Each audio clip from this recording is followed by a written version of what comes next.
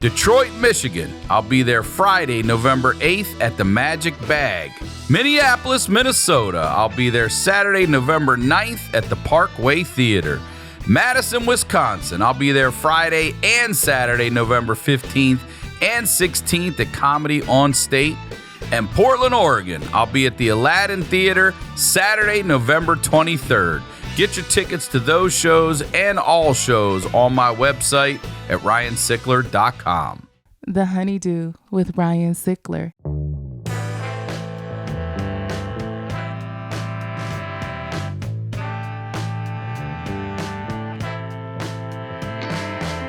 Welcome back to the HoneyDew, y'all. We're over here doing it in the Night Pants Studios. I'm Ryan Sickler, ryansickler.com, Ryan Sickler on all your social media. And I'm going to start this episode like I start all our episodes by saying thank you. Thank you very much for your support. I can't tell you how grateful I am to be able to do this for a living. Thank you for watching the shows, for supporting the way back.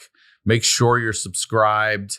You're getting new episodes on this feed every Tuesday and Thursday. All right. And if you got to have more, you got to check out the Patreon. I'll never stop talking about it. It is this show, the HoneyDew with y'all. And you can only imagine the stories that you all have. It is the best show on Patreon. It's your show. It's $5 a month. And it hadn't changed. There's literally hundreds of hours of the wildest stories from y'all. And if you or anyone you know has a story that has to be heard, please submit it to honeydewpodcast@gmail.com. Come see me on the road if I'm in town when you're around. Tickets are available on my website at ryansickler.com. All right. That's the biz. You guys know what we do over here. We highlight the lowlights. I always say these are the stories behind the storytellers. I'm very excited to have this guest on. First time today. Ladies and gentlemen, please welcome Gianmarco Soresi. Welcome to the HoneyDew young man. Did I say it right? Thank you. Thank you for calling me young man. I appreciate it. Brother. How are you? I'm good. Nice to meet you. Good to meet you too. I've never met you before. Thanks for doing this. Yeah, I appreciate it. It's also earlier than most comics would I'm get on up. East Coast time though still. Oh, so in my head, I'm like, I feel my life feels in control. I'm like, ooh, I get up at 6 now. Yeah. Yeah. All right. So I'm good. Well, before we get into whatever we're going to talk about, promote anything you'd like, please. Yes, you can find me everywhere at my name, at Gianmarco Soresi. Gianmarco spelled with a G, G-I-A, Gianmarco Soresi. And I'm on tour. I'm just traveling around the country. It's called the Leaning In Tour, and I post about it everywhere, again, at Gianmarco Soresi. And I got a podcast called The Downside with Gianmarco Soresi. So if you look up The Downside, you can watch it on YouTube or subscribe anywhere you get your podcasts. All right. So let's get to know you a little bit first. Where are you from originally? Potomac, Maryland. Okay. Yeah. You know, I got love for anybody from Maryland. Potomac was very boring. Yeah. How long were you there, though? I mean, my parents were divorced, so kind of in DC for a couple years on my mom's side, but Potomac on my dad's side forever. Okay. So you really grew up in Maryland. You didn't bounce out of Maryland after? No. All right. So let's talk about it. So your parents were, what did they do? What did mom and dad do? So my mom was a lawyer. I'm not sure exactly what she covered, but one time I did an event where someone from ExxonMobil recognized her and she so not necessarily the good. I mean, maybe that's why I haven't asked more. And then my dad, he's like I guess entrepreneur is the right word, but he had a company that basically their main thing was oil spills, which was like a big thing. Hold up. Are you for real? Yeah, like if it was something. But mom's repping Exxon and your dad's cleaning the shit up? I never put that together, but Are you serious? yes. Are you never thought of that? Hey, that's a union. Holy shit. I did not. These two are in cahoots. Yeah. I was like, how did they meet? Probably at a fucking convention where they're like, fuck you, we're cleaning that shit up. Like, I'm representing these people. These are good people.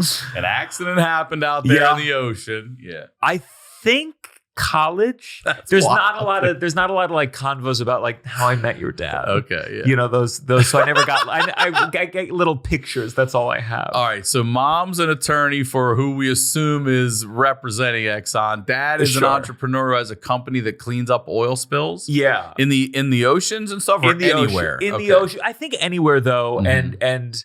But he's like he works. He likes. It's like a mix of the construction business and the like chemical cleanup. But now he does scrap metal recycling under the same name. So my brother does. Deals with like workers and in Maryland, DC, Virginia. What's the yard called? Oh God, I don't know what it's still called. Remac is the company. I don't know what he calls the yard. Shannon up today. I'll bet you he knows exactly who that is. Yeah. Remac. Okay, we're gonna look that up. Sure. Give him some work. It'd be hilarious if they've bought stuff from each other, because I have a good friend and my brother both do scrap metal. One in Maryland and one in Delaware. That's what they do. They own junkyards. You'll have to ask. I'll bet we'll see if it's a positive review or if it's yeah, they might be listening to that fucking guy. No, I wouldn't put it past him. Okay, so that's what mom and dad do, and they divorced when you're how old? Young? I say I'd stayed 7 days, but I think it probably like 4 months, 5 months. Oh, but you're baby. Baby, definitely. Okay. No memories. Yeah. No memories of happiness. And are you 50-50? You spending time with both parents, mostly mom, mostly dad? Like, how's that work for you? They did. There's only, you spell it out. So it'd be for starting a cycle. Mom, Monday, Tuesday, Wednesday, Thursday. Dad's Friday, Saturday, Sunday. Mm-hmm. Mom's Monday, Tuesday, Wednesday. Dad's Thursday, Friday. Mom's Saturday, Sunday.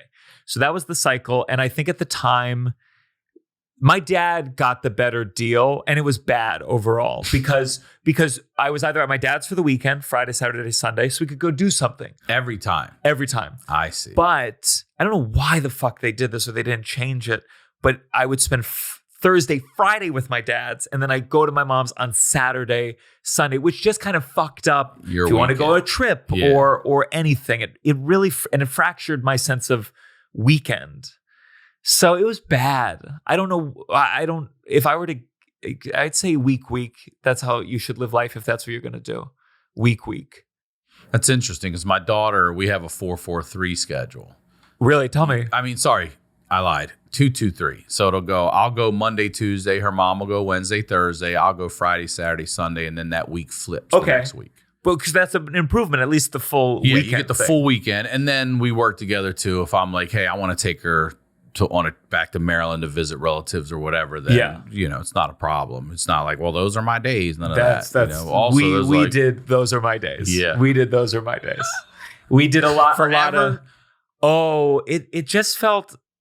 The complicated one was if Monday was off. So if my dad had me Friday, Saturday, Sunday, he'd say, well, the day is off. What are we doing? And there was a couple awkward, like in the living room, is mom picking me up or am I staying here? Am I going to have to make a choice? There was always this like looming, I didn't like spending time with my mom's, partly because my stepdad was very strict. Mm-hmm. And my dad would always drop a like, if you want this to change, you could maybe testify. I think there was some kind of implication. There was some fear in my head as a kid of I'm going to be asked to testify. Like and I'll have to say, I want to go to my dad's and hurt my mom's feelings. Going to court, first of all, for a kid and being present and have to speak is terrifying. Yeah. And then you're going to hurt your mom's feelings. Sure. Or your dad's. It's a lose-lose. Yeah, I was going to hurt my mom's at the time. Yeah. Because my dad, it's one of those very classic where my dad was like the good guy of my childhood. And then I get older and I'm like, oh, you were the instigator for so many of the bad things. So that was, I had a full narrative switch as I became an adult. Yeah. Dad's a fight club. Okay. All right. So wait. So they split. Let's talk about mom remarrying first. How long before you have a new stepdad or a stepdad? She dated here and there, but again, she got married probably when I was 3 or something, because my sister and I have the exact same birthday, and she's 4 years younger than me. Get the fuck out of here! Are you serious? Yeah. You guys have the same birthday. Same birthday. Same mom. And 4 years apart. Yeah. That's fucking that. What are the odds of that? Have you ever looked that up? Sure. Well, That's August, a lotto ticket odds. but more people are having sex. I thought it's like as it gets a little colder. So what would August be? That'd be November. I see. I don't know if you're trying to get with my mom. I think November's the month to give it a shot. But the land on that day is you. Why? And my brother, this 4 days after that. No later. way. Yeah, and I swear, if he had been born on that fucking day, I would have been pissed. It is not cool to share a birthday with a family I'm member. a twin, so I have a shared birthday. Sure. But I couldn't imagine having to share because I feel like that one would make me feel like, no, fuck you. This was mine first. This was mine. Yeah. Now you come along, it's ours. Fuck that. When you come out of the gate within hours, there's nothing you can do about it. Sure. But to have to now share your birthday Tell my and mom, your family and your mom. And my mom could have That's clenched a a lot, little bro. harder and maybe 21. You know what I'm saying? Like, just get to midnight. Yeah. Just get to midnight. Wow. Okay. So you have two. 4 younger half siblings. 4 now. younger. 3 on mom's side, 1 on dad's side. Okay. So dad had one too. All right. So we'll stay with mom. So Yes. mom marries this guy. There's this guy. He was a lawyer for my dad at some point in his career. I don't know. Listen, for people who deal with oil, there's a lot of slippery shit going on in your fucking story, bro. I gotta tell you. So wait, mom again reps potentially Exxon. Potentially at a low level, At though. a very low level, but she's on that side. Well, no. So then my dad asked her to quit to raise me. Mm-hmm. So I think whatever trajectory she was on, she stopped per my dad's request to raise me. They got divorced because he was cheating.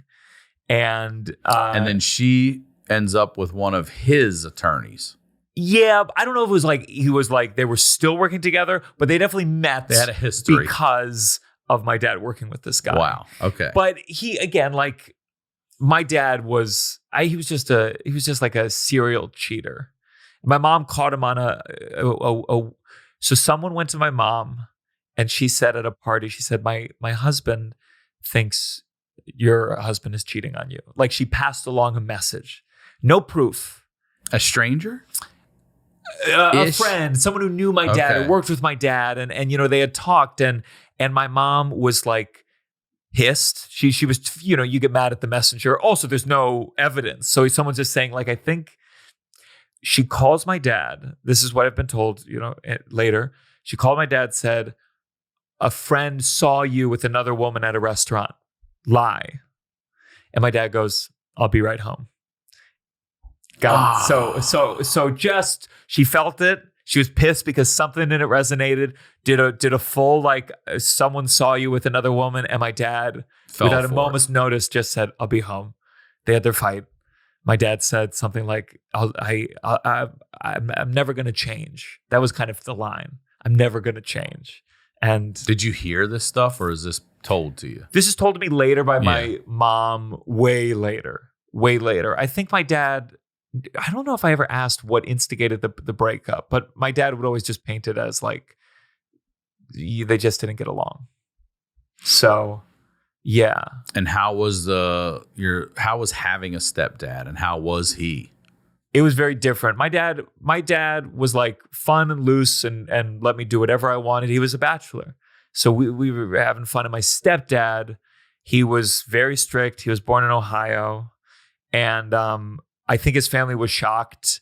There's some story of him telling, his Catholic family, like, I met a woman, get ready. She's Jewish, divorced, and has a kid. And they were like, it's just shocking. And like, why make it so hard? Why make it so hard? It's hilarious. Why? And I just felt like he was extremely strict.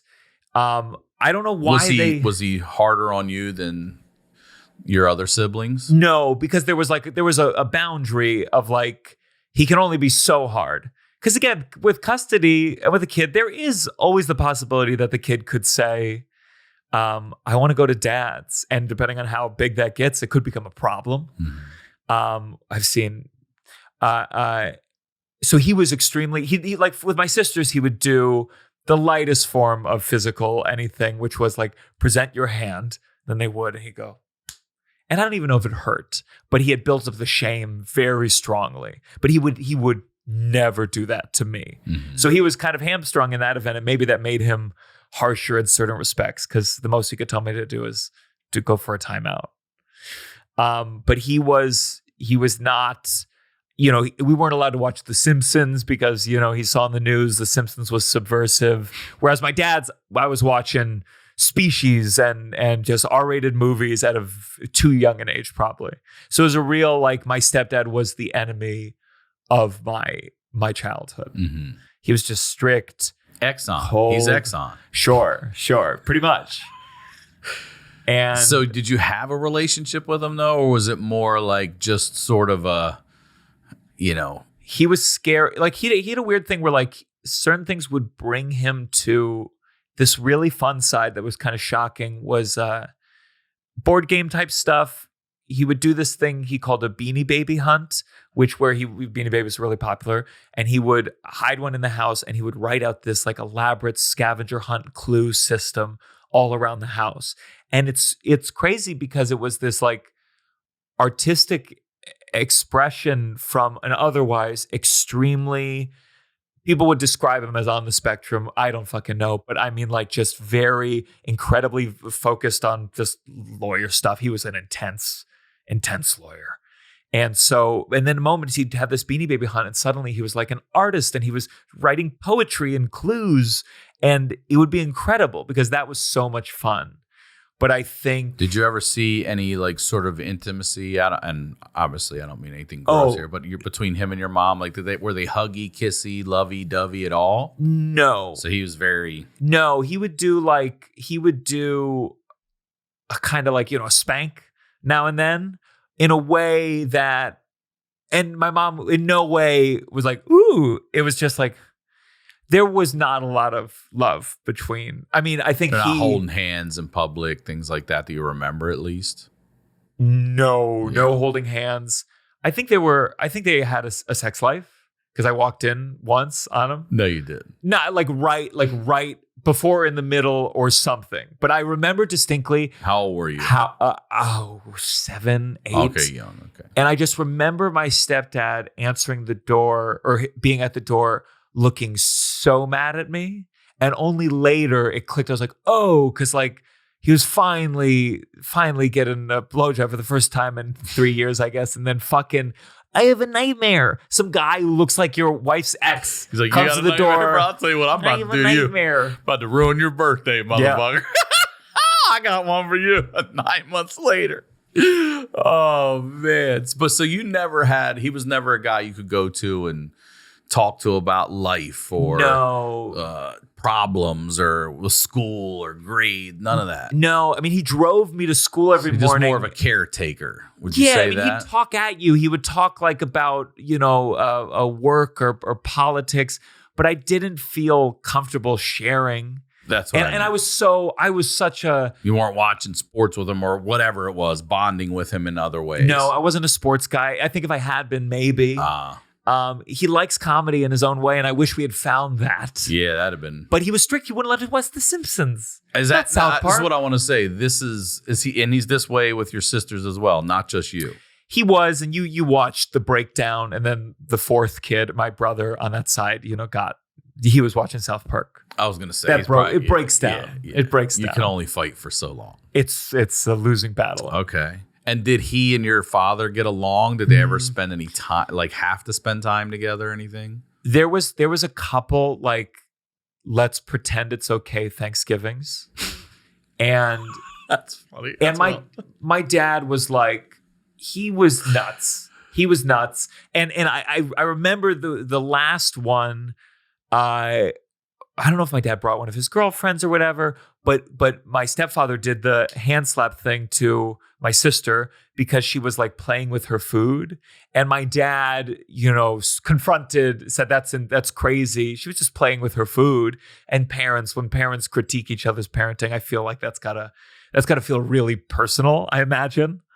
And that was the last one. So there was just, it never was nice. Never.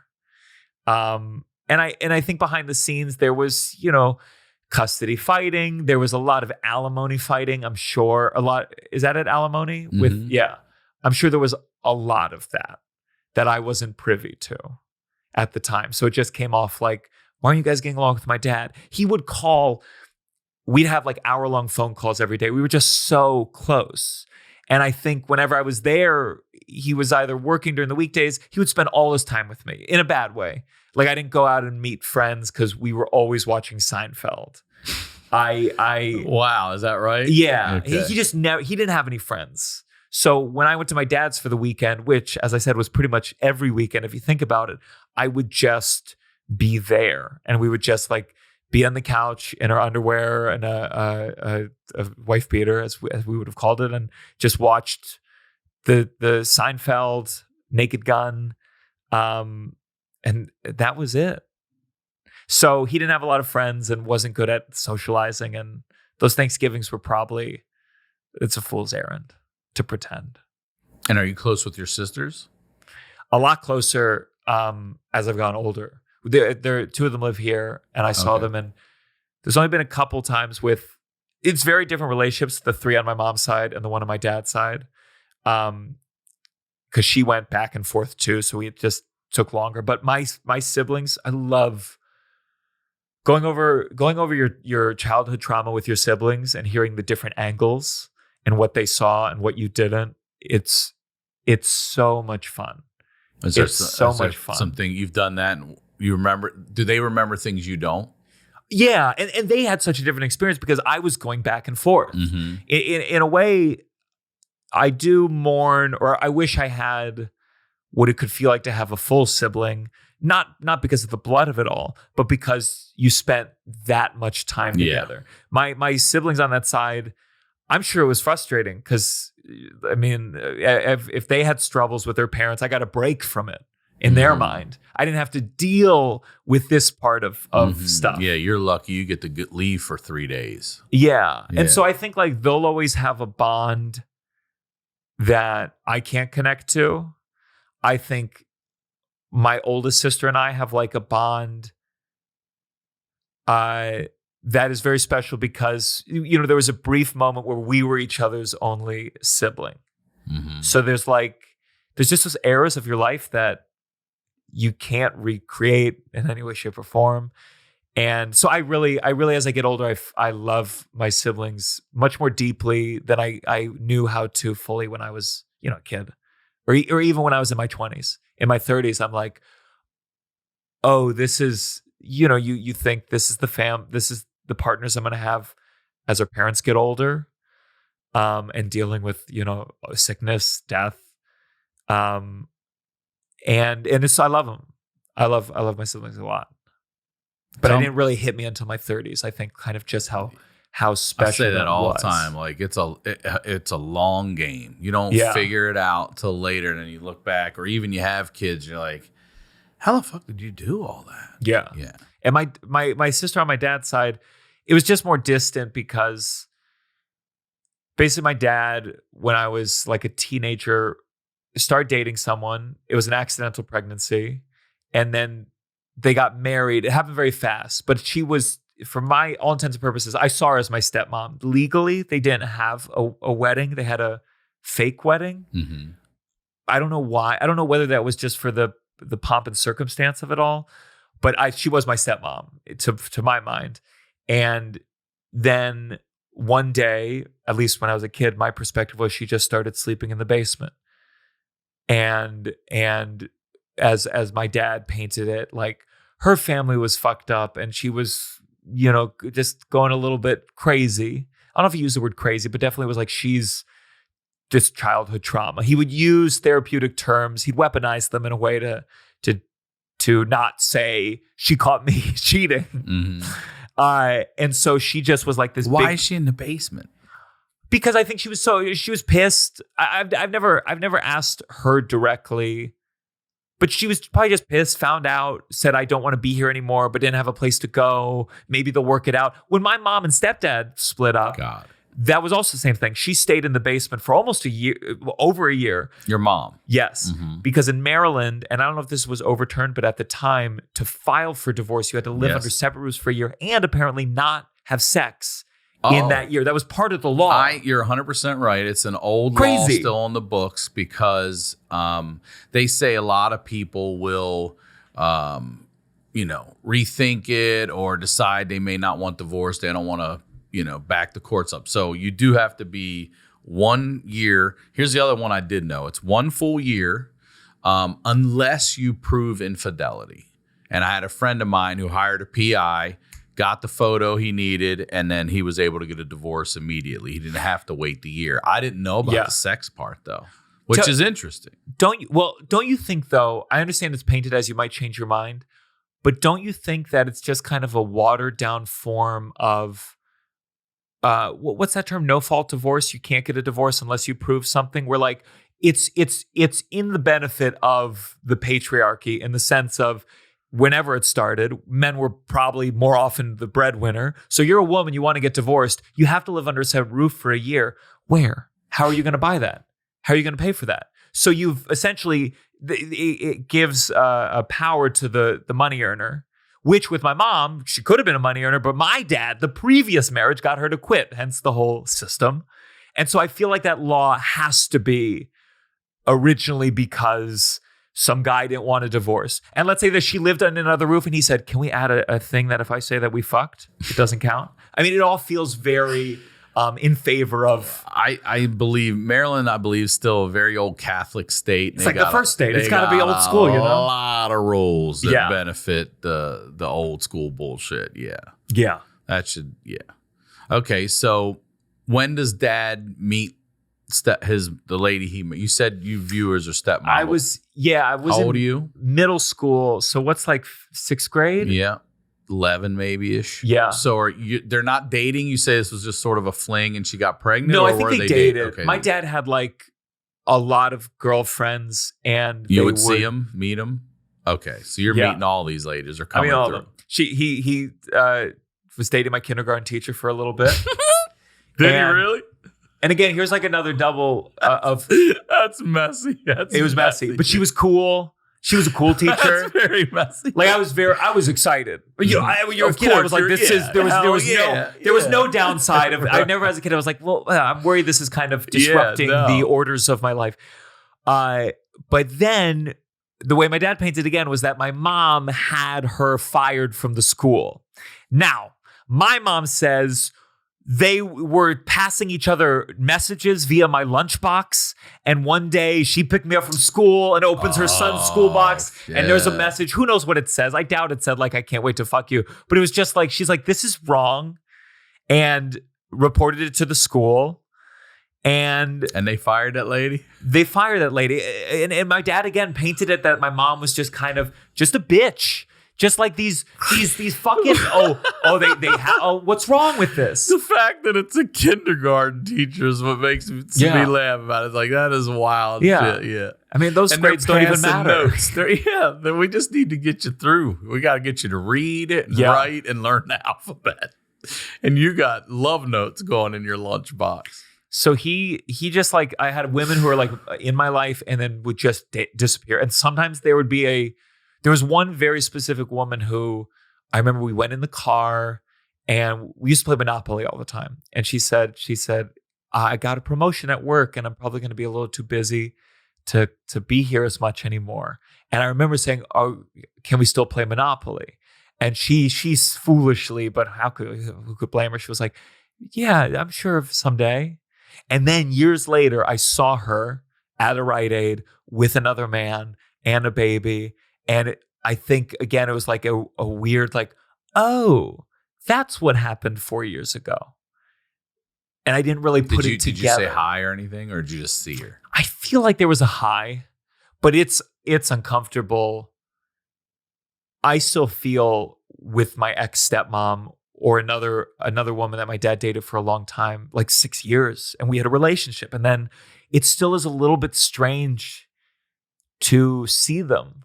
It's hard to just have a relationship completely outside the context of dating my dad. We could complain about my dad. It's like we don't even know how to talk about my dad because for them it's their ex, and people have all sorts of.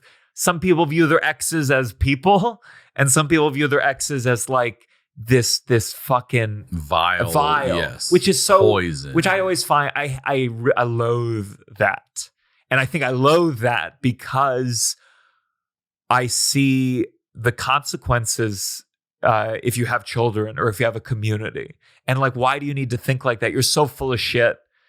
Where people talk about their ex, and I'm like, well, you stayed with them for 4 years, so it's a reflection on you what you're talking about. If you hate them, you hate yourself too, or what you were, or what you're pretending you were. And so I loathe.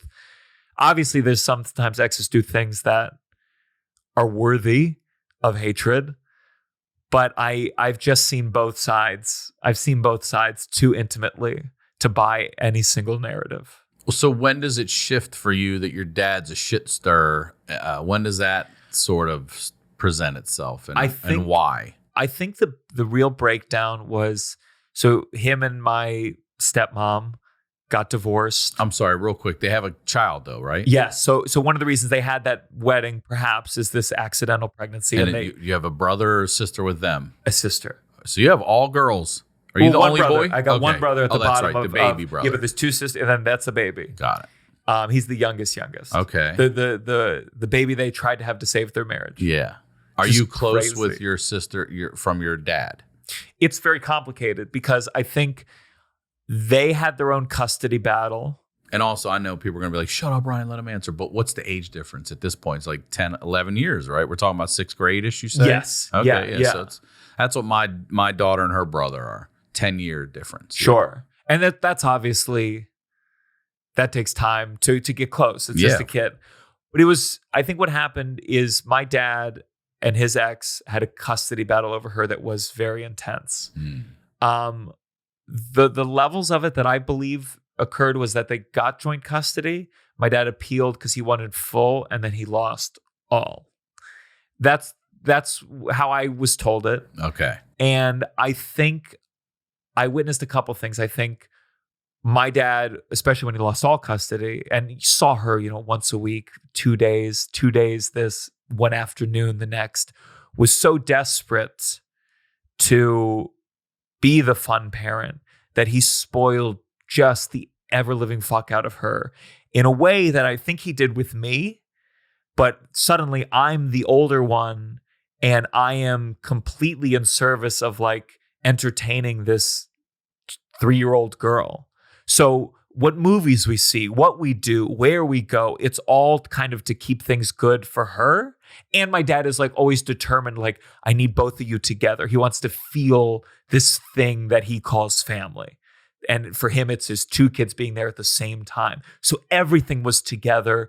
Everything was in the service of her. And suddenly my dad, who had like spoiled the shit out of me, spoiled me, let me do whatever I wanted, be as lazy as I wanted, eat whatever I wanted, watch movies with me. Suddenly, all he was worried about was this little girl. And it made her kind of very bratty, very, like we would go to dinner and no matter what, she just wanted buttered noodles. And my dad would, no matter what, just give it to her in a way where I would just watch it even at a certain age and going like, what are you doing? You're spoiling this child.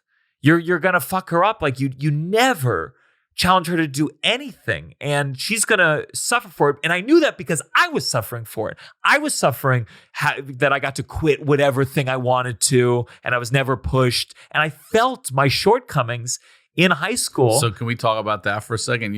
I hear you getting passionate about it. So you actually, you regret or you would have rather been pushed. Very much so. Yeah. I had to become, and Tell me about that. I think I consider myself lazy, but it was a developed habit. And so I would do. So if you said, for example, all right, I'm going to play soccer, and then you start playing soccer, and you're like, I want to quit. Your dad wouldn't be like, nope, we made a commitment that you're a team member. We're going to do. I quit the swimming team because I said the pool was too cold. and my dad did fucking out of here. That's how there was no. Well, maybe it's important. Like, hey. And I used to think it was because my dad spoiled me. I think it's because my dad said, yeah, you know what? I don't want to drive you here every Saturday either. Let's get the fuck out of here and go watch TV. Instead of being like, let's build up some metal here. Let's toughen you up a little bit. Let's commit. Let's show you what commitment is and schedule and routine. And so I think you would have liked that. I would have liked it. I think that's why I'm a little bit crazy today because I think I hit an age where I realized I had to be my own pusher.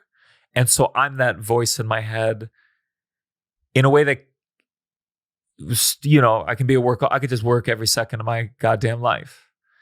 And I think it's because I hit an age where the desire to, at the time, do theater, I felt it so badly. And I was like, well, to do that, I'm going to have to work my ass off because I haven't practiced anything. And I had to become my own like neurotic voice of like, push yourself, come on. I had to become that for myself because my dad certainly wasn't. And I think it was his version of like, his family sounds like his father sounds like he was a monster. And again, I'm only getting one angle of it. Mm-hmm. I've never talked to a man who's left him, but he had a second family that he left my dad's family for. There was physical abuse, as often was, and Catholic schools, nuns hitting. And I think my dad was like, I'm never gonna do that to my kids. And you think he overcorrected that? Overcorrected, but also like I think he thought he was doing that, but he also was lazy and narcissistic. And so he thought like it was very easy for him to go, oh, he doesn't like swimming, as opposed to acknowledging, oh, I don't want to do anything on a Saturday because I'm depressed. Mm-hmm. And I think if I ever had a kid, it would be the opposite struggle of like, let them have fun, let them go chill, let them relax. Because I so wish someone had pushed me to, I don't know, stick with piano. I don't know, do a sport. Fucking A, like do a fucking athletic something. I'm in the dance, middle of that I don't with care. My daughter right now. Like she loves soccer and she's really good at soccer, but now she's doing gymnastics and she's doing this cheer. Mm-hmm. And she's like, I've been saying this, like she's in the back of the car the other day and she's like, did mom tell you we're not going to be able to do soccer this year? Because I was a soccer player and I love soccer. Yeah. And I go, we're not? How come? She's like, well, because it overlaps with cheer and gymnastics. And I was like, okay. She's like, okay. I go, yeah. She's like, man, mom thought we were going to have a family meeting. Oh, really? Well, listen, bro, we've never had a family meeting. Sure. I go, this is what you think we're going to have? I go, no. But I said that to her. I go, here's the deal. I do want you to play a team sport. I want you to understand what it is to be a good teammate. I want you to understand what it is to be a good loser. Sure. I also want you to understand what it's like to have a shitty teammate, somebody that does let you down and that you can't count on. I want you to know the difference between good coaches and, hey, some bad ones. Yeah. I want you to see where you're like, this coach sucks compared to the one we had. It's a microcosm of life, and it's a commitment we're going to make, and there's a schedule and there's a routine, and I want you to love it. But the minute and take it seriously, and the minute you don't, then we're done. Yeah. Now, we're not going to quit in the middle of it. We're going to ride it out. Sure. And if you don't have a passion for it for the next season, okay, that's fine. Yeah. But we're here. We made a commitment. We're sticking to it. Yeah. And she's all in and loves it. So that's now good. I just go to cheer and gymnastics. I don't give a shit. Yeah. I just want her to be happy. I told her, you don't need to do shit I did. Sure. Like I don't care. Oh, gymnastics. I wish I did gymnastics. If I could be one of those people that just like does a backflip and just can do it. And like, it's been 10 years. I'm like, okay, let's do it. Whoa. We always talk about the kid that could do the flip. There's always like one kid like, anywhere you went, the kid did a flip and get a party started or whatever. Yeah. It's funny. I'm sure there's a phase like in the beginning, the moment they get that backflip, they become the most annoying human being in the face of the earth everywhere they go. Watch this, guys. Yeah. There used to be a comedian. I can't remember who it was. And he would close the set with the backflip. Dylan Adler? I don't know. He does a backflip. I go back. Well, if he's still doing it, then it's not Dylan Adler because that's what we talked about. We're like, bro, you ain't going to be able to keep closing on that. Sure. Not forever. Sure. Sooner or later, you're phasing the flip out. Yeah, you know what I mean? You got to. Like, it's cool closing you were out. at the show where it finally didn't work, where he didn't quite make that flip. On your back and knock out. Yeah. Oh, man. But I'm with you. I hear you on that. That's interesting. So then you have to become your own hustler and figure out how to turn that gear on and tell yourself to keep fucking going. Yeah, I think the pool ain't too cold. You should have a shirt, bro. The pool ain't too cold. The pool ain't that cold. Yeah. The pool ain't that cold. And I only think it's because I loved performing so much that it made me just figure out how to become a worker for that. So you found passion. I mean, that's a big part of it too. Like, hey, I'll do this shit for free. I love this. Yeah. I was always into theater from like, I knew I wanted to be a performer since I was so young. I feel like in first grade, I would have told you like, I'm going to be an actor. You never did plays or anything in elementary school? No, I did. I did some. I did like, but that's where I found it. Like I did The Princess and the Pea. And there was like one moment where I said, I love you to maybe the princess.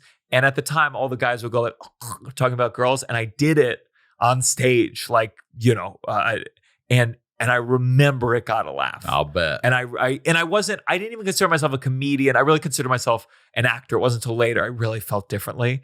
But I remember that laugh. I remember in third grade, we did a French play for French class, like during assembly, called Stregonona, which was a kid's book where the noodle maker will only teach women. And I wanted to learn, so I dressed up like a woman. And I put on that dress for this assembly, and it just fucking crushed. I remember it crushed, and it crushed so hard that they said, "Oh, let's have them put this on for the upper middle school." So that was the lower school, crushed, kindergarten through fourth. And so then they had me perform it for the 5th through 8th graders, and it fucking tanked. And I remember, really? I was like, "What?" Saved into comedy interesting. And I'm in third grade, so I don't understand. I'm like something. What the fuck is going on? This thing gets laughs. It really understanding the difference of that. And I had, before I was a stand-up comedian, certainly I had a couple plays. In high school, I did a show called On the Razzle, and I was the comedy butler. I was buttoned up, and I remember we did a matinee. We was bombing. And at intermission, I started crying. And I said, why aren't they laughing? And it's like those lessons, I didn't even really make the connection to stand up until now, where it's like those lessons happened because I was a part of those things at such a young age. You have it in the same way where they're like ball control skills. It's the kid who's been doing it for 20 years, just casually. Like, I think that got in my DNA of the pain and the love of being a performer. Yeah, there's no doubt. There's no doubt. And it's funny when you look back at life about how you realize like, oh, this was just prepping me for this. Like, I wish I could look, I feel so, I'm so mad at myself for going to college and for musical theater. Why? Because Where'd you go to college? University of Miami in Florida. Oh shit, you're a hurricane? Yeah, I went to one football game. We lost 39 to -5, and I never went back. What would make you go to a school like that, though? There was a musical theater program, and there was a teacher who really, he brought me to the show when I visited and said, you see that guy, the leading man? I want you to be the leading man here. And I'm like coming in my chair, and I didn't get into NYU. I only got into a couple conservatories. I didn't know that. Miami has a good acting school. It had, I mean, I'll shit talk it. It had, for a really brief second, it seemed like it might. It's no Juilliard. And then it kind of, the head of the school left, and they had a new chair search. And so it really was in the worst chaotic element. And no, I would not say it has a good program. There was a couple good teachers there for sure. But it was a mistake. It was a mistake. I wish I'd become a comedian earlier, and I wish I could. I'm not someone who's able to just go, if you didn't do all those things up to 27, then you never would have been who you are today.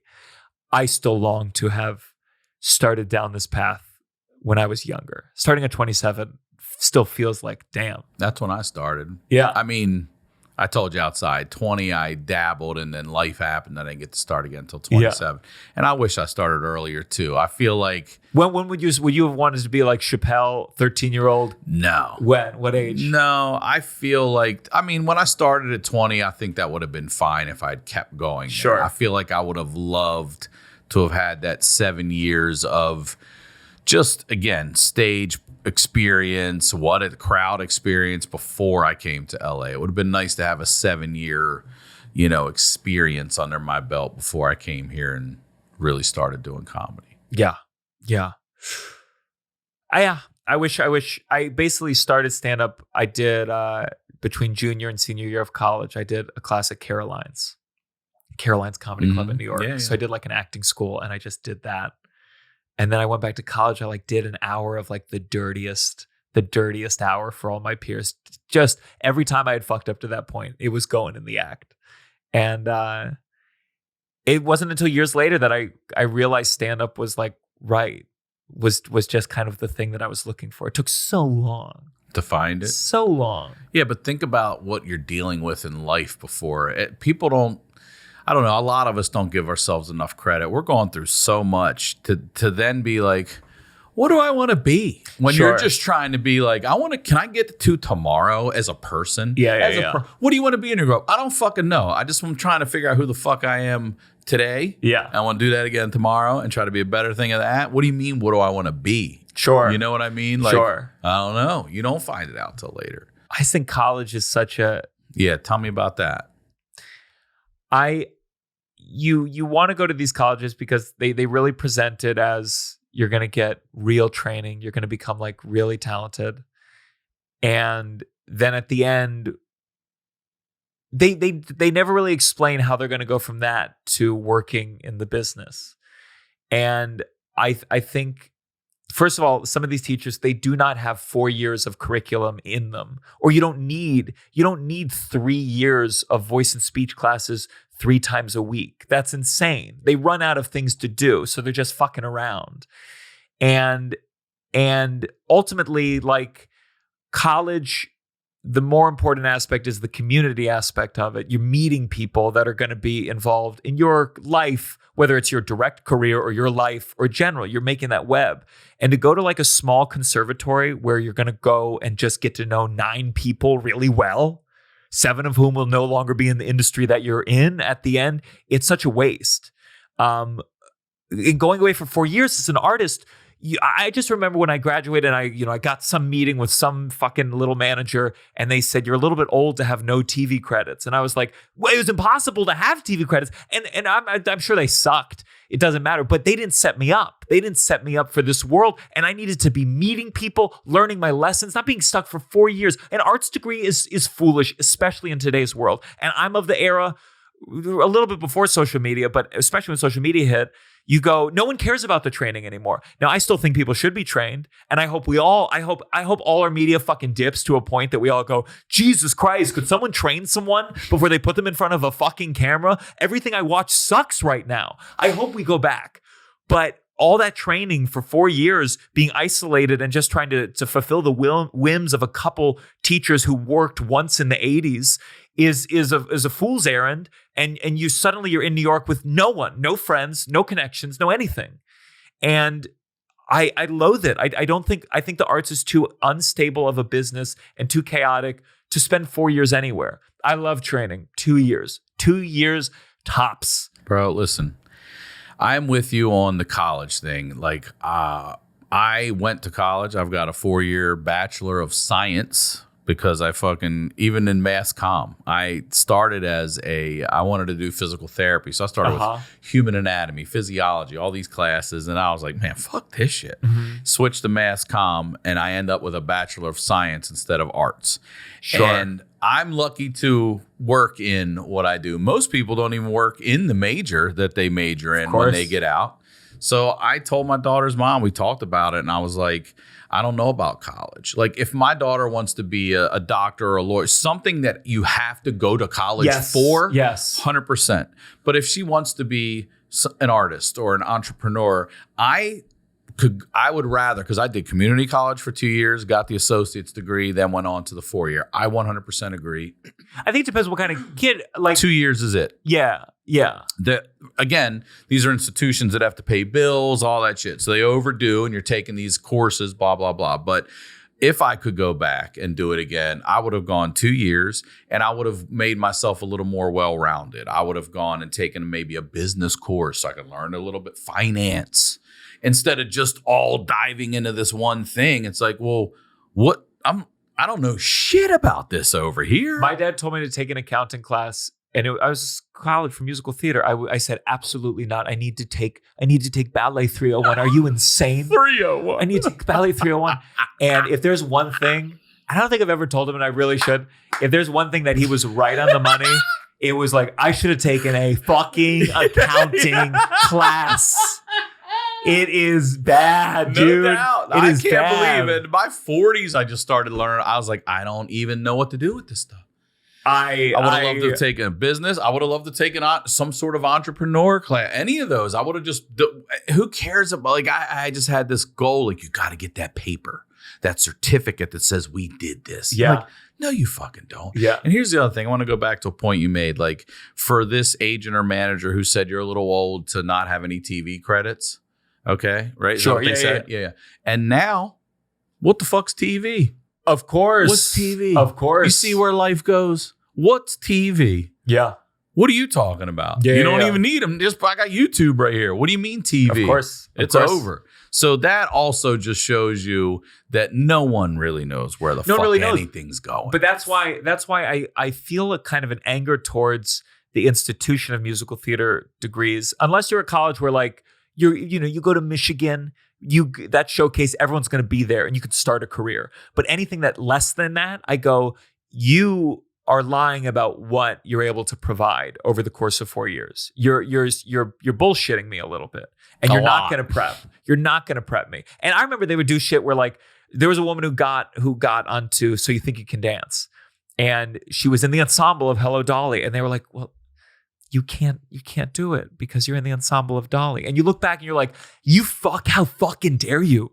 She's on one of the biggest reality shows right now, and you're saying you need to be in the ensemble of Hello Dolly? Go fuck yourself. And there's those kinds of micro things that I go, these institutions, they need to be broken apart, or we really need to be honest about it. Because high schools, were at least mine, they didn't specialize in arts degrees. So they didn't know how to inform my parents. My parents don't know what the fuck's going on. I think I know what's going on because I'm a kid. I want to pursue this. And I get tricked. I think we were duped. And I feel a lot of resentment at those schools. I would love to be hired or to make a speech, or maybe I'll just do it one day of telling like high schoolers, like, hey, you want to get into the arts? Let's just explore what the array of options are. From someone who like, and again, my view is probably dated. It would be better if I was 24, but someone needs to warn these kids that a lot of these 4-year programs are them just going to go into debt, getting older in an industry that just values youth, and that there's a certain aspects of a 4-year program that they are wasting their time. And ugh. Well, look, I can't tell you how many people I went to college with that I was no parents. I'm fully supporting myself. Mm-hmm. They're like, are you claimed on your parents' taxes? I'm like, no, I'm not. I had to fight to be an individual in my community college. Once I established myself as an individual, I watched all these other students that got the financial aid and stuff and the free books and stuff never show up. I knew him. I knew her. They're not in class, but I'm here. I'm here every fucking day, and I'm doing it consistently, and you're not giving me the fucking same respect or help that I deserve, because why? Right? Yeah. So then you go, like you say, you're in debt for it. It's just I don't know. It's an archaic system. I think that any person who would say, well, you have to have this piece of paper to work for me. Well, again, sure, that bum over there that showed up half the time, he might have squeaked by with that piece of paper. Yeah. You're going to take that guy over this guy or lady who fucking hustles, who's really going to show up. I'm with you. I'm nervous about college. I'm nervous about it. And I had 2 siblings, 2 of my youngest siblings. They were in college during COVID, mm-hmm. and my God, did they get fucked? And they had to spend still so much money. The break.